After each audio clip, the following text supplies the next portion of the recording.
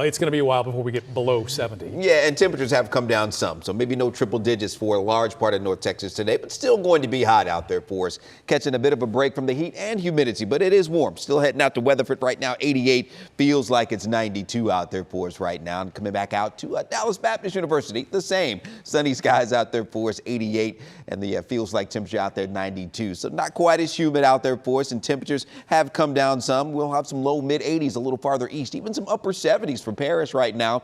81 in Clarksville, 77 in Paris, mid upper 80s getting back over to Fort Worth. But we have to get well out to our south and west, and we start to see the heat that we're going to be dealing with in those locations. You see Eastland at 95, Breckenridge 98 there. So we have seen that front kind of easing through North Texas. So that has brought in some cooler air for us. So those temperatures won't be quite as hot as they have been here earlier in the week. Now the dew points have come down as well. We're looking at some lower 60s out there for the most part, mid upper 60s in the Metroplex and our southwestern counties, only in the upper 50s. So as we look at that muggy meter, it's into the getting sticky to very sticky category, as opposed to uncomfortable to almost unbearable with that humidity. That's what we've had to deal with a little bit earlier in the week. So a little bit better overall, but it is still going to be hot as we're looking at those upper 90s today. Heading over to Dallas around 98, 95, 96, heading out to Denton and Fort Worth, you'll be around 99. And then as we get out to our south and west, that's where it gets dangerously hot once again, as we're looking at those temperatures up over 105, heading out toward Breckenridge and Eastland, maybe even approaching 108 in those locations up along the Red River, some lower 90s, maybe even staying in the 80s as we get into our far northeastern counties later today. Now we are going to be keeping things on the dry side, but you see those heat alerts have been shifted farther south and west, where we have the excessive heat warning out into our western counties, where we talked about those daytime highs up over 105, and that heat advisory heading down toward Hillsborough on down into central Texas here for today as well. But a large part of North Texas catching a break. No heat alerts around the Metroplex here for today. Now we do have the potential air quality concerns out there for today. It's a level orange air quality alert for today. So yes, we did get into that unhealthy category yesterday.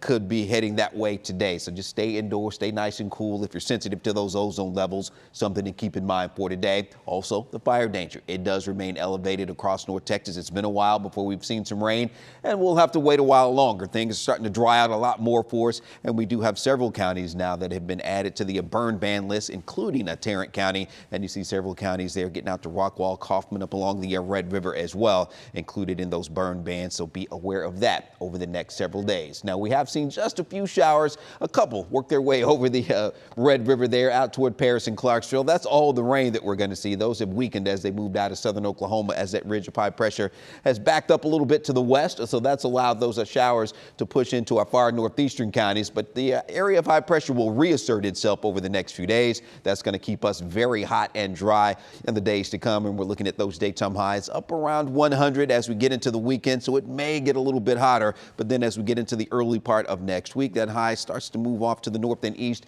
And that may open up the door for us to have a few showers and storms around as we get into next week. So something to look forward to. We'll keep our fingers crossed as we take a look at that 14-day forecast for you.